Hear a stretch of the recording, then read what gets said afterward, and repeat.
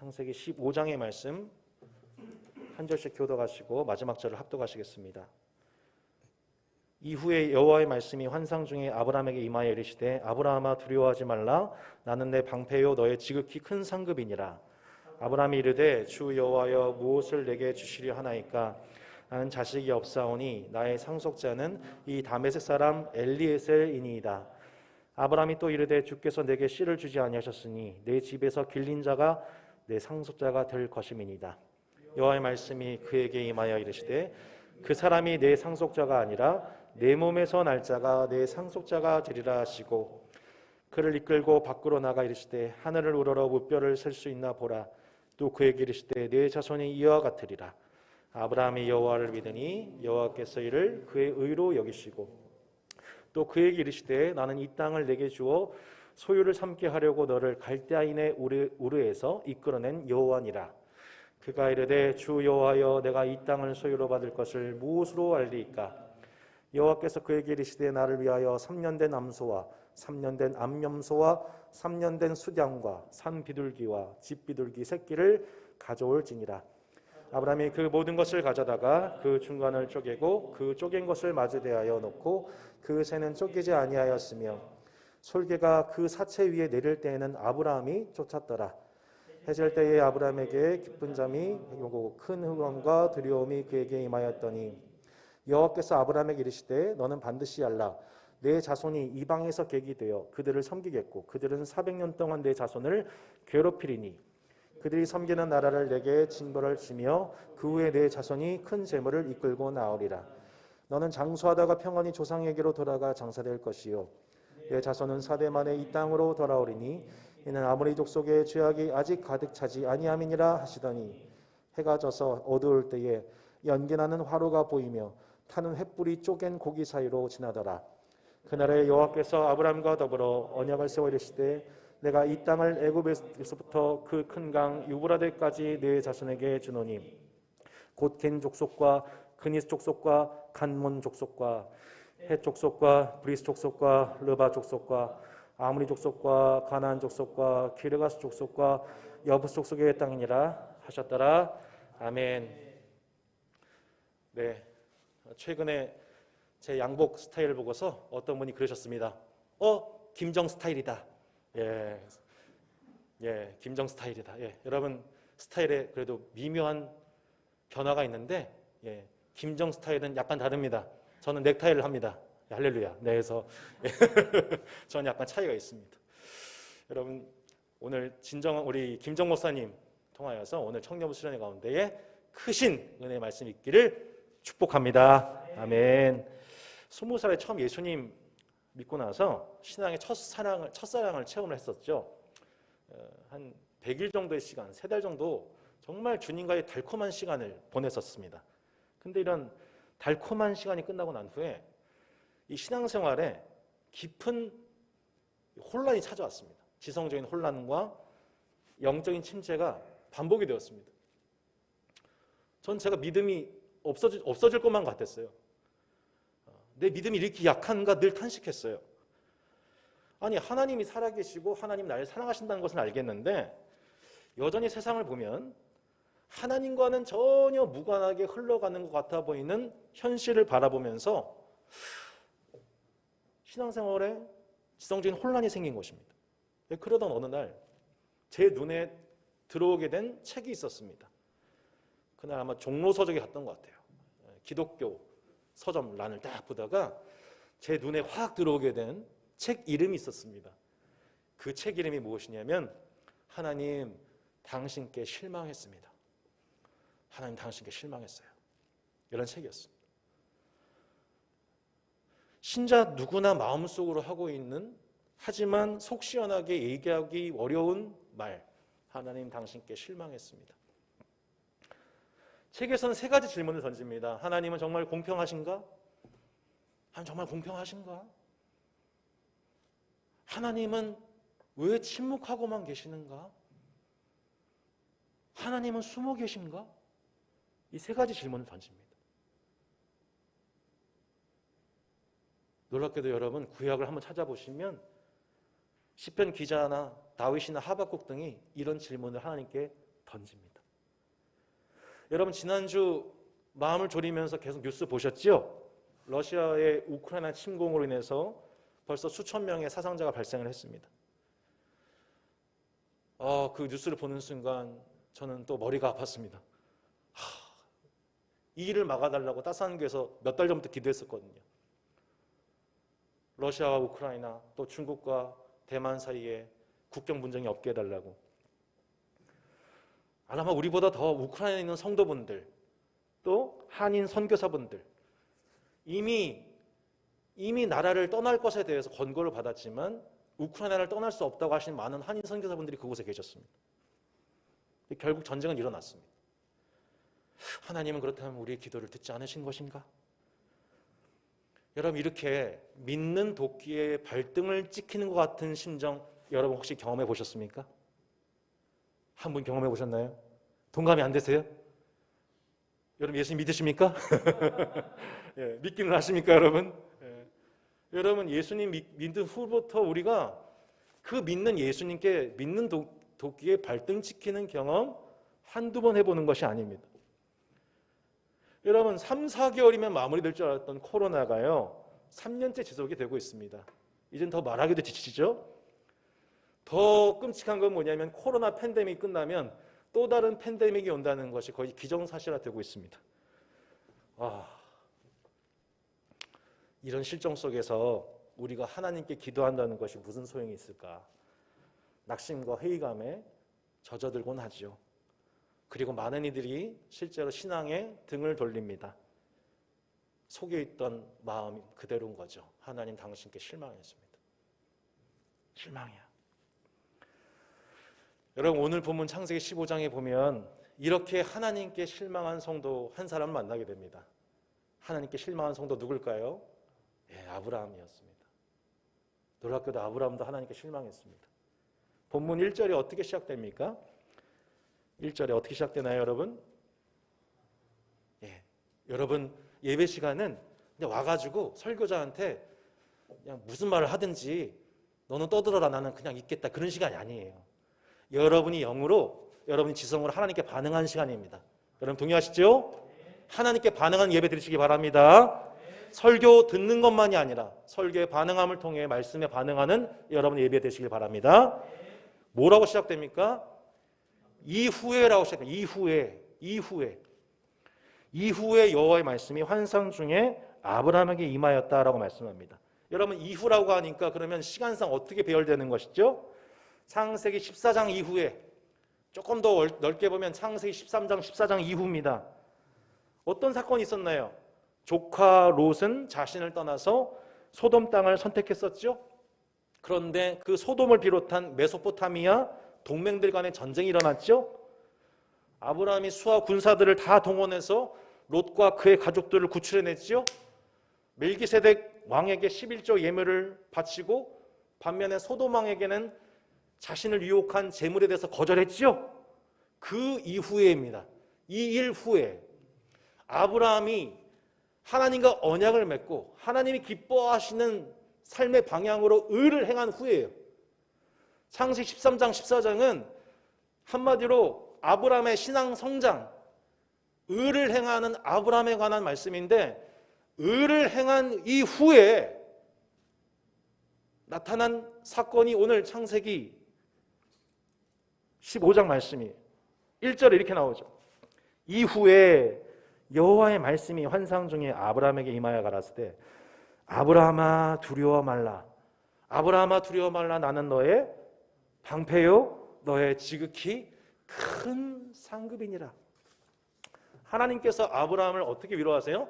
아브라함아 두려워 말아라. 난 너의 방패고 난 너의 큰 상급이다. 여러분 이렇게 하나님께서 위로하시고 맥락 안에서 당시 아브라함이 느낀 감정과 생각이 무엇인지를 역으로 생각해 볼 수가 있어요. 아브라함이 어떤 감정 속에 있었다는 거예요? 두려움이었어요. 두려움. 아브라함아 두려워 말아라. 난 너의 방패야. 여러분 아브라함한테 어떤 두려움이 오게 됐을까요? 여러분 생각해 보세요. 아브라함이 왜 두려워하고 있을까요 지금? 영적으로 계속 성장해 왔고 하나님의 의를 행했던 아브라함에게 왜 갑자기 두려움의 감정이 그에 들어온 것일까요? 당시 4대 동맹에 대해서 전쟁을 했습니다. 기적적으로 승리하고 전쟁 영웅이 됐어요. 그런데 바로 그 이유 때문이죠. 이제 그는 4대 동맹을 역으로 두려워하게 되었습니다. 4대 동맹이 언제 자신을 칠지 모르는, 복수할지 모르는 상황이 되어버린 것이죠. 대한민국의 모든 국민들, 특별히 전쟁 세대에 있어서는 여러분 이런 트라우마가, 그 두려움이 마음 깊은 곳에 내재되어 있습니다. 6.25. 이것은 아직 휴전이지 전쟁의 가능성은 여전히 남아있는 한반도 속에서 늘 국가 안보와 주변 정세에 대한 두려움 속에 살아가는 나라, 이것이 의식과 무의식을 지배하고 있는 나라가 대한민국 아닙니까? 그리고 그 대한민국을 살아가는 성도 아브라함이 저와 여러분 아닌가요? 하나님이 이 아브라함의 두려움을 아셨어요. 그 두려움에 있는 아브라함을 책망하신 것이 아니라 그 아브라함의 그 두려움의 본질이 뭔지를 잘 이해하셨던 거예요. 아브라함은 늘 생각했을 거예요. 야, 이거 어떡하지? 큰일 났다, 야. 야, 이거 잘못하면 까딱하면 4대 동맹이 나를 더 적으로 생각하겠구나. 내가 318명의 군사를 길러왔는데 더 많이 길러야 되는 거 아닌가? 내가 그들에게 예물이라도 좀 보내볼까? 이러한 스트레스 속에 어떻게 하면 자신과 가족과 자신의 소유를 지킬 수 있을지 두려움 가운데 있던 아브라함에게 하나님은 찾아오신 거예요. 그를 격려하고 계신 거예요. 아브라함아, 두려워 말아라. 나는 너의 방패다. 또한 그를 축복하십니다. 아브라함아, 나는 너의 지극히 큰 상급이다. 여러분, 아브라함의 심정을 한번 생각해 보세요. 왜 하나님 이런 말씀을 하셨을까? 그는 지금까지요, 하나님의 기뻐하신 뜻대로 순종해 왔습니다. 롯에게요, 자신의 권리를 양보했어요. 하나님은 그를 기뻐하셔서 땅에 관한 약속을 주셨어요. 아브라함아, 그래, 종과 행으로 다녀봐라. 그 모든 땅이 다 너와 너의 후손 거야. 그는 롯과의 의리를 지켰어요. 4대 동맹으로부터 그를 구출해 줬어요. 아비말렉의 축복 그대로 그에게 예물을 바치고 소돔왕의 제안도 거절했어요. 아브라함은 계속 승승장구했어요. 영적으로 순종했어요. 그런데 정작 그 자신에게 주어진 결과물이 있습니까? 없습니까? 없어요. 이게 우리를 힘들게 하는 거예요. 이게 하나님이 처음 그에게 나타나셔서 아브라함아, 너는 이 세상의 복이다. 열방이 너를 통해서 복받게 될 거다. 너 이름은 창대해질 거다. 이 모든 모인 땅 다 나한테 줄 것이다. 10년이 흘렀거든요. 근데 여러분, 가나안 땅에 일부도 얻지 못했습니다. 바다에 모래같이 많은 자손들은커녕 한 명의 자녀도 얻지 못했습니다. 여러분, 이제 아브라함의 심정 이해되시나요? 하나님이 살아계신 것도 믿어요. 야, 하나님 날 축복하셨던 것도 알겠어요. 하지만 심정적으로 이게 동의가 안 되는 거예요. 왜? 내 눈앞에 보이는 현실은 10년 동안 아무런 변한 게 없어. 주님 기뻐하신 삶을 향하여서 의를 행하면서 영적 성장에 거듭을 해왔지만 그 영적 성장을 통해서 나한테 주어진 것은 아무것도 없었어요. 라고 느끼는 거예요. 정말 뭐 아무것도 없었겠어요, 실제? 있었어요, 실제로. 실제 있었어요, 여러분. 이렇게 팩트 체크해 보면 있었거든요. 예, 믿어주세요. 엄청 많이 얻었어요. 애국 갈 때마다 뭐 금은 보하며 낙타하며 막, 예, 낙타는 또 왜 주셨는지 모르겠지만 그런 다 주셨거든요. 근데 당장 자기가 느끼는 감정은 원망이에요. 실망이에요. 원망스러운 거예요. 막. 여러분, 이런 감정 동감되세요? 예, 동감하셨으면 좋겠네요. 예, 아브라함아, 두려워하지 말아라. 나는 너의 방패고 너의 큰 상급이야. 하나님 말씀하시자 그렇군요. 그렇군요. 감격하는 게 아니었어요. 아브라함이 뭐라고 그래요? 바로 말대답합니다. 하나님 말씀 잘하셨어요. 뭘 나한테 주신다는 말씀이에요. 저는 아들도 없거든요. 제 상속자는 다메섹 사람 엘리에셀이에요. 이게 아브라함의 말듣고였어요. 엘리에셀이 누굽니까? 아브라함이 다메섹에서 얻은, 아마 하란에서 온 도중에 얻은 수할 사람이 있을 거예요. 318명의 군사 중에 한 명이었겠죠. 아브라함에게 매우 충성스러운 사람이었습니다. 허다한 자손들을 아브라함한테 준다고 했지만 정작 그에게는 사라의 몸을 통해서 아들 한 명이 주어지지가 않았어요. 점점 나이는 들어가요. 10년이 흘러가요. 아브라함이 초조해지는 거죠. 밤새 고민하게 되는 거예요. 내 상속자는 누가 되게 될까? 아무리 생각해봐도 엘리에셀 만한 사람이 없는 거죠. 여러분, 우리도 그런 식으로 두려움 속에서, 의심 속에서 고민하다가 내린 결론이 결국에는 우리가 생각하는 합리적인 계산과 결론 아닙니까? 우리가 하나님의 사랑과 말씀 안에 거하지 않게 되면요, 가장 먼저 들어오게 되는 원초적인 감정이 뭐냐면 두려움이에요. 하나님을 배제한 세계관 속에서 어떻게 하면 합리적으로 봤었을 때 제일 좋은 계산이 뭘까? 두려움은 그렇게 우리가 합리적인 계산과 결과를 낳지만 그것은 육신의 생각일 뿐이었어요. 여러분, 두려움 중에 묵상한 여러분의 묵상과 계산과 결론에 의한 삶이 아니라, 그 육신의 생각을 따르는 삶이 아니라 오늘 주님이 주시는 말씀과 성령을 따라 나가는 여러분의 생각이 되시기를 주 예수 이름으로 축원합니다. 육신의 생각은 하나님과 원수가 될 뿐입니다. 할렐루야. 육신의 생각을 떨쳐버리고 성령의 생각을 품는 이번 이 예배가 되기를 다시 한번 축복합니다. 3절도 보세요. 주께서 내게 씨를 안이 주셨으니 내 집에서 길리온 자가 나의 후사가 될 것입니다 라고 얘기하죠. 무슨 말이에요 이게? 하나님은 제게 주신 게 없어요. 이게 팩트예요. 그나마 내가 내 집에서 길리운 후사가 될 만한 사람 여기 있네요. 이렇게 자신의 의로움과 억울함을 항변하고 있는 거죠. 그러자 하나님께서 아브라함한테 이렇게 대답하십니다. 아니야, 그게 아니야. 그 사람이 아니야. 엘리에셀이 아니야. 내 몸에서 날 자가 너의 후사야 라고 하시면서 아브라함을 이끌고 밖으로 나가세요. 그리고 하늘을 바라보게 하세요. 물으십니다. 아브라함아, 무뼈를 셀 수 있나 봐라. 예, 우리는 아무리 밤에 하늘을 봐도 별이 보이지가 않잖아요, 그죠? 예, 당시 얼마나, 저도 아프리카 부룬디에 갔었을 때 세상에 별이 쏟아지는데 그 별을 바라보면서 하나님은 아브라함의 침체되었던 그 감성과 상상력을 회복하여 주시죠. 너의 자손이 이와 같을 거야. 하나님이 우리의 마음을 얼마나 잘 알고 계신지요. 아브라함이 느끼고 있는 두려움과 실망감, 합리적인 계산과 의심 뻔히 알고 계시는 거예요. 하나님은 그래서 다시 또 찾아오셔서 자신의 언약을 상세하게 설명해 주고 계신 거예요. 그러자 아브라함이 다시 용기를 얻어가지고 하나님 말씀을 믿겠다고 합니다. 그리고 하나님께서 그 믿음을 보시고 그를 의롭다 하시죠.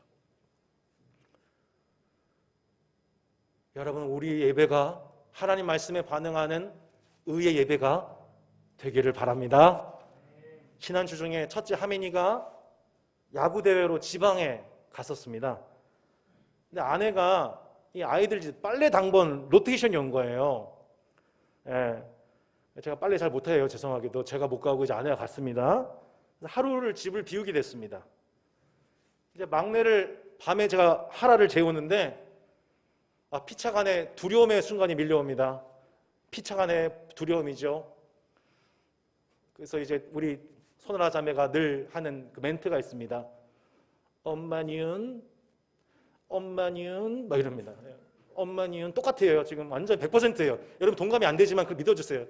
엄마니은 이러면서 엄마니은 하면서 이렇게 울기 시작합니다. 그 양 울음소리, 그 특유의 양 울음소리, 막 가슴이 미어집니다. 저도 울컥하면서 엄마 내일 올 거야. 금방 올 거야. 달래고 이렇게 안아줍니다.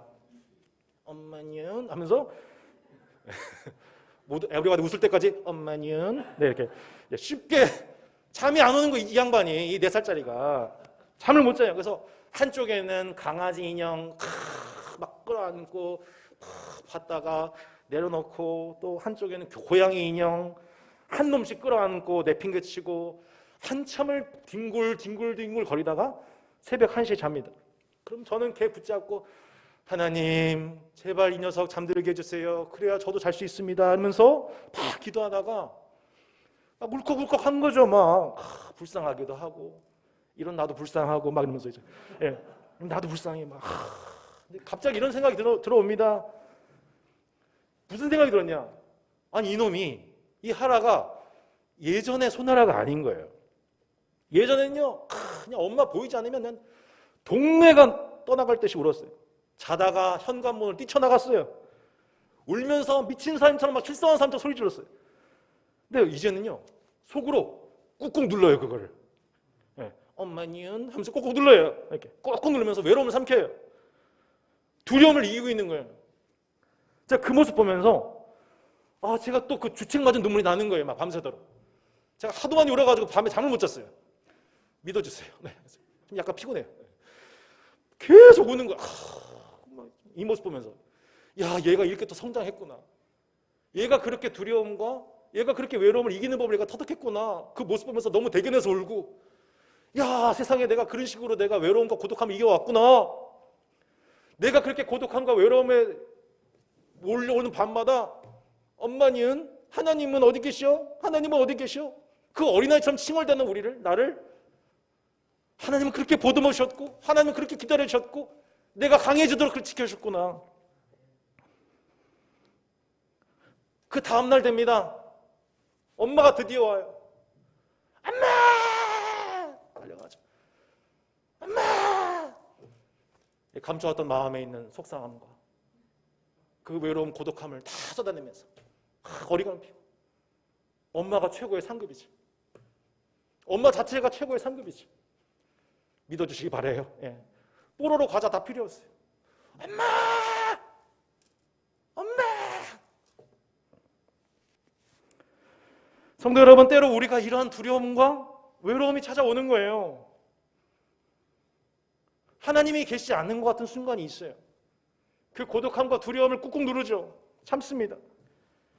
근데 마침내 나타나신 하나님의 말씀과 하나님 임재 속에 하나님 당신이 나의 큰 상급이에요. 성도 여러분, 많이 지치고 일어날 힘조차 없는 때가 있습니다. 여러분, 많이 지치신 분들이 보여요. 나 하나님 못 믿겠다. 기도하는 게 무슨 소용이냐. 오늘 주일 예배 드린 것도 힘들다. 여러분, 내가 하나님을 붙잡는 힘이 없을 그때야말로, 내가 더 이상 하나님과 동행하기 힘들다고 여기지는 바로 그때야말로 나의 신앙이 나에게서 있는 것이 아니라 나와 더불어 영원한 언약을 맺으신 하나님에 의하여서 지금까지 왔고 지금도 서 있고 앞으로도 그러할 것이구나 고백하게 되는 은혜가 회복되는 순간인 줄로 믿습니다. 바로 그때예요. 내가 힘이 다 빠져가지고 무기력해가지고 아무것도 못하고 있는데 나를 여전히 붙잡고 계신 분이 하나님이시구나. 밤중에 나타나시는 거예요. 하나님. 오직 자신의 힘으로써 우리 자신을 공급해 주시는 분이 하나님이라는 것을 비로소 신자가 깨닫는 순간이 언제예요? 하나님께 실망을 느껴 아무것도 한 발자국도 움직이시는 그 순간에도 하나님의 은혜는 그 실망한 신자와 함께하고 계십니다. 성도 여러분 믿으십니까? 지난 한 주는 코로나 때문에 유난히 고생스러운 한 주였습니다. 따스한 가족분들 중에서도 확진자가 계속 나오시고 두 가정의 경우에는 가족 모두 전체가 치료하시는 주간을 보냈습니다. 그런데 이 코로나를 겪고 계시는 두 가정의 간증을 들으면서 제가 통화상으로 예상치 못한 은혜를 받았습니다. 한 가정의 아내분께서 이런 말씀을 하시는 거예요. 목사님, 제가 지난 주일 예배 드리는데 계속 눈물이 납니다. 하나님께 얼마나 감사했는지 모릅니다. 제 남편이 사실은요, 지난 2년 동안 제대로 쉬어본 적이 없어요. 그런데 코로나 덕분에 일주일 내내 가족들과 집에서 시간 보내면서 비로소 몸을 돌볼 수가 있어서 하나님께 너무너무 감사했어요. 여러분, 이 감사의 고백을 하나님께서 받으셨다고 생각합니다. 또 한 가정의 고백이에요. 집에서 격리돼서 혼자만의 시간을 오랜만에 가셨대요. 침대에서 이불을 뒤집어 쓰고 1일 부흥회를 하신 거예요. 이분도 마찬가지였어요. 지난 3년 동안 이렇게 긴 시간 쉬어본 적이 없대요. 코로나 덕분에 입을 뒤집어 쓰고 하나님 앞에 엉엉 울면서 기도하신 거예요. 그가 마음속에 쌓였던 어려움들을 하나님께 다 쏟아놓고 나니까 마음이 비로소 평강이 찾아오게 되고, 자신에게 당면했던 금융 문제, 관계 문제, 가족 문제, 하나님께서 하나하나 응답해주고 계십니다. 성도 여러분, 마음의 평강을 회복하시기를 축복합니다. 오늘 주일 예배를 통해 주시는 하나님의 말씀을 통해 이렇게 우리의 두려움을 다루는데 능숙하시고 다시 새 힘을 주셔서 동행하게 하시는 주님의, 여러분을 향한 이 주님의 뜨거운 사랑, 여러분 회복하여 한 주간 승리하시기를 원합니다. 여러분 주님과 독대하세요. 주님과 독대하시기 바랍니다. 여러분은 침대에서 기다리고 계십니다. 심지어 침대에서도 기다리고 계세요. 저는 하나 재우면서 알게 됐어요. 아, 하나님이 잠잘 때 이렇게 날 기다리셨구나. 때로는 여러분 홀로 산책하는 중에 왕수천에서 강변에서 또 산을 거닐면서 하나님과 대화하십시오. 그 자연 속에서 여러분의 영육을 소생케 하시는 하나님의 은혜를 체험하는 한 주 되시기를 바랍니다. 아브라함한테는 또 한 가지 풀리지 않은 의문이 하나 있었습니다. 9절 말씀입니다. 같이 한번 읽어보겠습니다. 시작. 그가 이르되 주 여호와여, 내가 이 땅을 소유로 받을 것을 무엇으로 알리이까? 두 번째 의문이에요.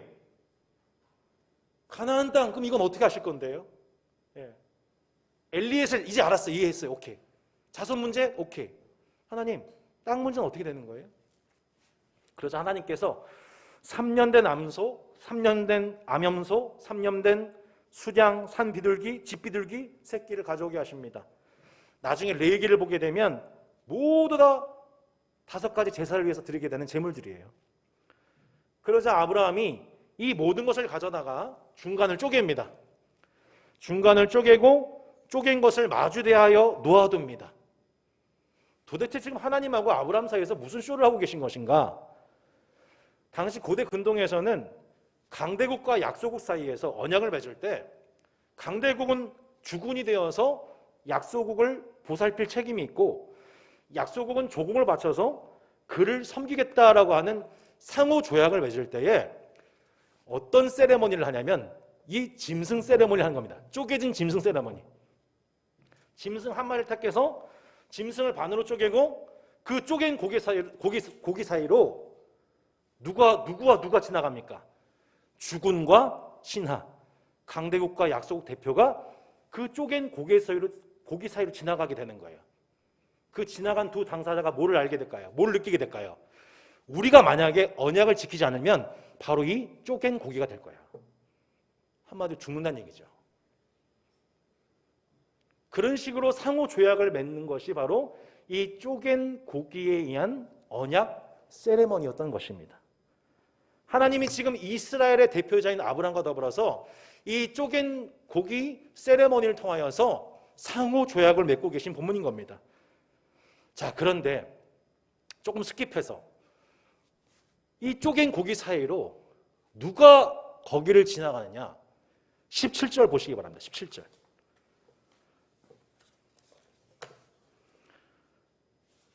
17절 말씀 한번 읽어보겠습니다. 시작. 해가 져서 어두울 때에 연기나는 화로가 보이며 타는 횃불이 쪼갠 고기 사이로 지나더라. 아멘. 여러분, 이 쪼개어진 고기 사이로 누가 지나가고 있나요? 누굴까요? 타는 횃불로 상징되는 하나님이십니다. 아브라함이 지나가지 않고 하나님만이 그 쪼갠 고기 사이로 지나가셨다는 것을 이 횃불을 통해서 보게 됩니다. 하나님께서 이 타는 횃불을 통해 그 쪼갠 고기 사이로 지나가시면서, 지나가고 계심을 횃불을 통해서 나타내시면서 이렇게 말씀하신 거죠. 내가 만약에 너와 맺은 언약을, 땅에 관한 후손에 관한 언약을 이루지 않으면 나 이렇게 될 거다. 한마디로 뭐예요? 쪼개어질 거다. 죽을 거다. 나는 너 언약을 맺을 때 여러분 요즘에 좀 죄송한 얘기지만 대통령 후보 공약들 보면 저거 다 지킬 수 있을까? 앞뒤가 안 맞는 것 같아 보이는 것들 너무너무 많습니다. 막판에 표심 얻기 위해서 모든 지역, 모든 세대 다 민심 얻기 위한 공약들을 막 남발합니다. 어떻게 다 지킬까 궁금해요. 제가 그 비판하자는 말씀이 아니고 사람은 약속을 남발하듯이 합니다. 거짓말합니다. 부분적으로 지킵니다. 그러나 하나님은 그 입에서 나오시는 그 모든 말씀은 진실하며 영원하며 본질적으로 변하지 않는 하나님의 말씀인 줄로 믿습니다. 하나님은 반드시 그 언약을 자신의 생명과 죽음을 걸고 자신의 전 존재를 걸고 하신 언약의 말씀을 반드시 이루십니다. 이걸 뭐라고 그래요? 오늘 이 본문을 그래서 그 유명한 횃불 언약이라고 합니다. 아브라함 언약이라고 합니다. 여러분 이 언약 사상이 구약 내내 흘러요.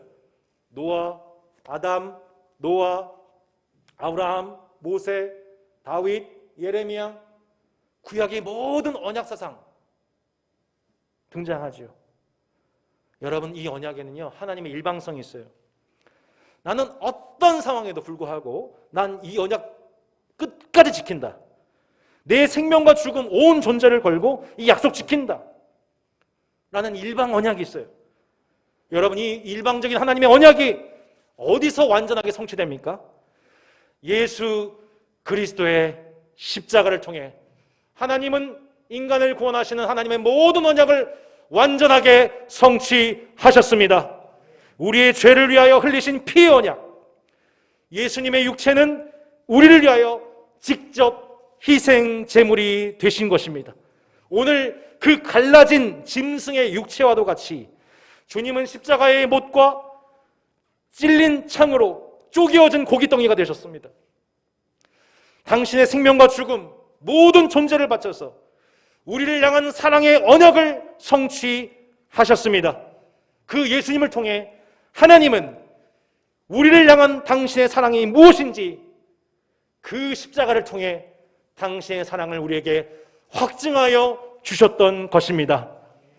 그러므로 성도 여러분, 하나님이 나를 버리신 것 같아 보이는 순간, 내가 홀로 고통과 고독과 외로움 속에 보내는 그 밤의 순간에 하나님이 나와 함께 하지 않는 것 같은 순간에 여러분 성도에게 예비하신 하나님의 놀라운 은혜가 무엇이냐?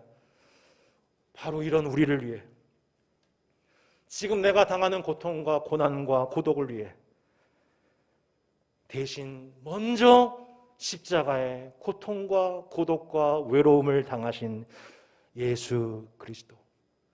여러분 그 외로운 밤에 우리 예수님 바라보고 깊이 묵상하고 찬미하는 여러분의 고독한 밤, 오히려 충만한 밤 되시기를 주 예수 이름으로 축복합니다. 할렐루야. 여러분의 고독이 변하여 예수 그리스도 안에서 하나님의 사랑에 충만을 경험하는 밤이 되기를 바랍니다. 이러한 언약의 일방성, 언약에는 이러한 하나님의 일방성이 있습니다. 우리의 존재에 상관없이 하나님은 일방적으로 우리를 사랑하여 주셨어요. 때로 우리가 실망하고, 때로 강팍해지고, 때로 교만해지고, 때로 음란하고, 이런 우리의 존재와 상관없이 하나님의 일방적인 하나님의 사랑이 완벽하게 드러나는 것이 바로 예수님의 십자가 사랑이에요.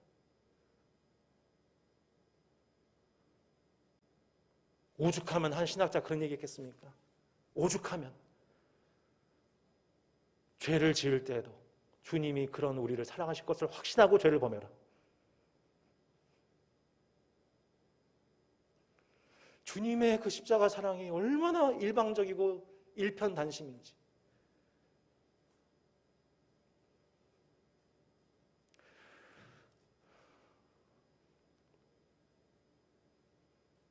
때로 내 자신에 대한 무기력함과 죄책감과 두려움 속에 있는 묶여 있는 우리 자신을 향하여 하나님의 사랑은 완전하시고 하나님의 사랑은 신실하셔서 우리를 그 모든 세상적인 묶임에서 풀어주시는 능력을 그 사랑 안에서 우리가 체험하게 되는 것입니다.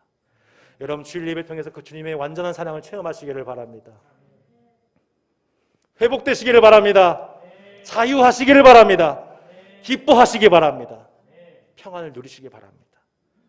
그런데 이 하나님의 언약에는 이런 일방성만 있는 게 아닙니다. 쌍방성이 있어요. 우리 쌍방성에 관한 하나님의 말씀을 한 구절 더 찾고 오늘 설교 마무리하겠습니다. 예레미야 34장 17절로 21절의 말씀입니다. 예레미야 34장 17절로 21절의 말씀 직접 찾아보셔도 좋고 PPT 보셔도 됩니다. 근데 이 말씀은 꼭 기억하시고 이번 주에 묵상하시기 바랍니다. 예레미야 34장 17절로 21절의 말씀입니다. 한 절씩 교독합니다. 그러므로 여호와께서 이와 같이 말씀하시니라 너희가 나에게 순종하지 아니하고 각기 형제와 이웃에게 자유를 선포하는 것을 실행하지 아니하였은즉 내가 너희를 대적하여 칼과 전염병과 기근에게 자유를 주리라. 여호와의 말씀이니라.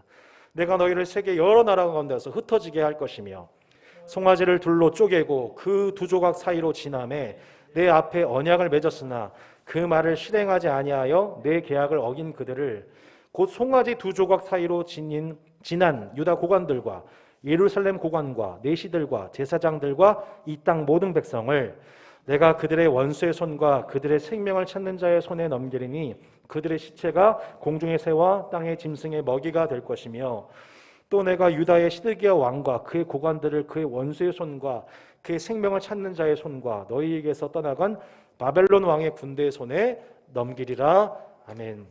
여러분 본문은 어떻게 나왔어요? 18절에 송아지를 둘로 쪼개고 그 두 조각 사이로 지나매 내 앞에 언약을 맺었으나 그 앞에 실행하지 아니하여 내 계약을 어긴 그들을 곧 송아지 두 조각 사이로 지난 누구요? 유다 고관들, 예루살렘 고관과 내시들과 제사장들과 이 땅 모든 백성들. 하나님과 이스라엘 사이에 쪼개진 송아지 사이로 양 당사자가 지나가는 언약이 세워졌어요. 하나님은 그 언약에 신실하셨습니다. 하지만 이스라엘은 하나님의 언약을 잊어버리고 그 쪼개진 송아지를 지나가면서 이 언약을 지키지 않을 경우엔 내가 이 쪼개진 고깃덩이가 되겠습니다라고 언약을 참여했던 세레모니 했던 이스라엘과 당시 정치 종교 지도자들이 하나님 앞에 범죄했다는 것입니다. 그 결과가 뭐예요? 칼과 전염병과 기근이 자유로워지게 되는 거예요. 칼과 전염병과 기근이 자유로워져요. 세계 여러 나라들로 이스라엘 백성이 흩어지게 돼요. 왜요? 하나님께 순종하지 않았기 때문에. 형제와 이웃에게 선포해야 할 자유가 있는데 그 자유를 선포하지 않았을 때 이스라엘은요 가나안 땅에서 형제와 이웃에게 마땅히 행해야 될 자유가 있었어요. 안식일의 자유, 안식년의 자유, 희년의 자유, 축적된 재산을 가지고 내 동포와 형제를 가난한 자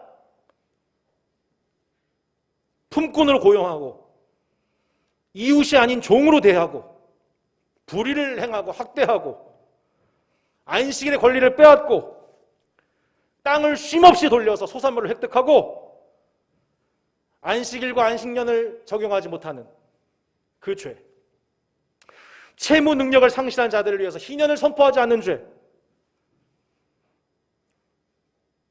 하나님과 이스라엘 사이에 그 송아지를 둘로 쪼개어 우리가 이 언약 백성입니다. 난 이 언약을 준수하겠습니다. 가나안 땅에 들어간 이스라엘 백성들이 그 언약에 동참했지만 가나안 땅에서 그들은 언약을 깨뜨렸습니다. 그러자 하나님은 그들에게 재앙과 기근과 전염병을 자유롭게 하셨습니다.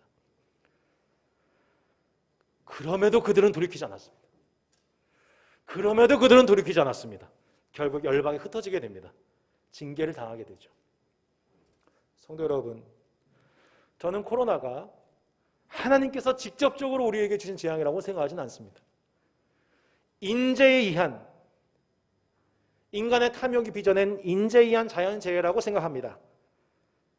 하지만 하나님은 이 자유로워진 이 전염병의 활동을 통해 우리의 죄를 드러내고 계십니다. 회개하게 하십니다. 무슨 죄이지요? 형제와 이웃을 자유롭게 하지 아니한 죄.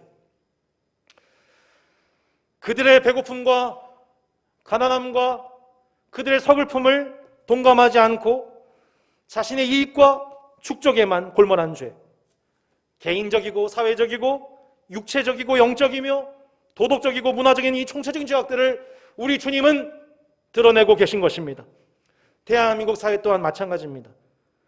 전 지구적인, 전 민족적인, 전 공동체적인 고난이 옴에도 불구하고 오직 자신의 재산과 안녕에만 몰두하는 악인들에 대하여 하나님은 분노하시고 그들을 징계하십니다. 심판하실 것입니다. 회개하지 않은 자들에 대하여. 특별히 예수 그리스도의 피의 언약을 받은 교회가 하나님께서 요구하시는 계명과 율례들을 신실하게 이행하지 않고 있을 때 하나님은 교회를 먼저 징계하시고 책임을 물으실 것입니다. 성도 여러분, 아멘이십니까? 하나님이 우리에게 명하신 계명과 율례가 무엇입니까? 두 가지입니다. 두 가지예요. 마음을 다하고 힘을 다하고 뜻을 다하여 하나님만을 사랑하는 것입니다. 하나님만을 사랑하는 것입니다. 둘째도 이와 같으니 내 이웃을 내 몸처럼 사랑하는 것입니다. 이 말씀을 다른 표현으로 이런 거예요. 마치 내 남은 인생이 이웃을 향한 사랑의 화신인 것처럼 내가 갖고 있는 그 모든 것을 동원해서 이웃을 사랑하는 그 일이야말로, 이웃을 사랑하고 섬기는 그 일이야말로 하나님이 내게 주신 사명인 것을 믿고 하루하루 그 모든 목적 속에 우리 삶을 살아가기에 마음이 달아있는 그 모습. 하나님과 더불어 언약을 맺은 모든 백성들은 우리를 향하신 하나님의 일방적인 사랑을 체험한 자들입니다. 그래서 때로 하나님께 실망하고 또 때로 세상을 두려워하는 우리의 모습을 볼 때에 하나님은 여전히 그 성도를 불쌍히 여겨주시고 다시 예비하신 힘과 믿음으로 우리를 소생시켜 주실 것입니다. 이 은혜는 영원할 것입니다. 여러분 평생이 은총이 있기를 바랍니다. 하나님의 우리의 방패요 우리의 큰 상급임을 기억하며 찬미를 회복하는 모든 성도 되기를 바랍니다.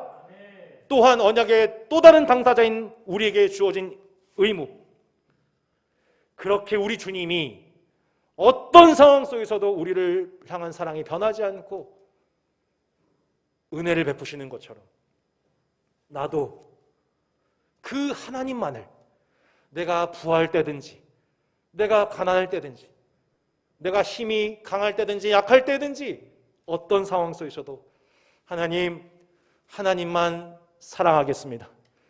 내게 주신 이웃과 가난한 형제들을 섬기고 돌보겠습니다.